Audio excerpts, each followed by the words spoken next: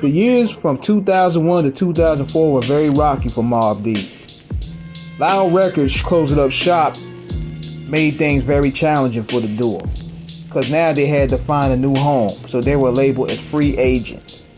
Mix that along with Prodigy being at the expense of the Jay-Z and Nas battle, where he was pretty much dissed on both of those albums, most notably The Takeover and Destroy and Rebuild. Then you also had Infamy and America's Nightmare being labeled as disappointments according to many critics. These obstacles have also rumored to cause tension amongst Havoc and Prodigy themselves. However, while maintaining to be free agents, they dropped another album titled Free Agents to hopefully get their name back out there and for the majors to pick them up. The G-Unit deal was surprisingly done in 2005-2006. Prodigy didn't even want to go with 50 Cent in the first place because 50 had already dissed them on Piggy Bank. So it made him look kind of small time, he felt in his mind. P also wanted to be independent. Havoc, on the other hand, wanted a major behind them. So they signed the deal with 50 Cent and got quickly to work on Blood Money.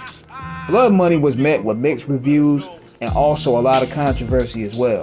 And that was because of what Prodigy said and did in many cases nobody has ever done on record. And that was call out God.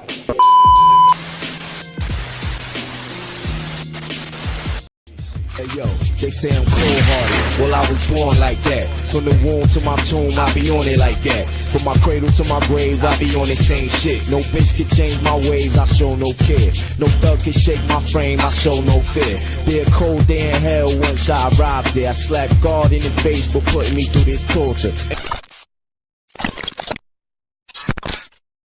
Now homie, if I go to hell when you make it to the Pearly Gates, tell that nigga God we got big. And tell that nigga Jesus I'ma see him when I see him. And when I see him, I'ma beat him like the movie. For leaving us out to dry and straight poverty.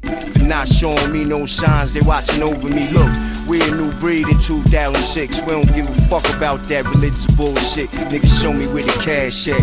The nice whips with the 3-car garage to fit them shits. Man, my life is painful. Pray to angels, I'm praying to myself, hoping I ain't gotta spank you. My bullets will shank you.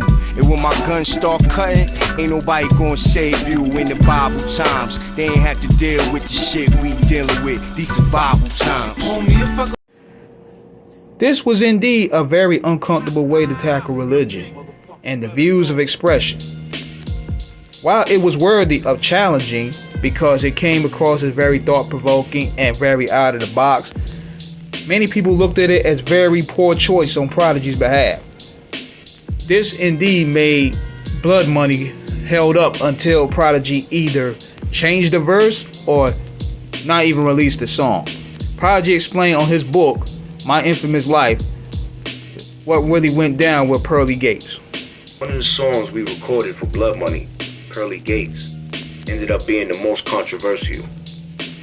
The subject matter deals with growing up in a criminal environment and participating in its illegal activities, while at the same time struggling with the moral and spiritual consequences of those choices. Will we go to hell for our actions, or is there indeed a heaven for us if we pray for forgiveness? As a youth, I had conflicting views about religion and God, mainly because of my struggle with sickle cell pain. I used to think, if God is real, then why does God allow me to suffer so much? My verse on Pearly Gates was my way of venting frustration about what I believed to be a corrupt system of organized religion. At that time, I had came to the conclusion that all the good people of this world, especially my black people, have been made to take part in religious rituals and pray to a God that's not ours. A song is only about 3 minutes, and having only one of those minutes to get your point across in a verse isn't easy. So I must admit, I did a terrible job trying to articulate my point on that track.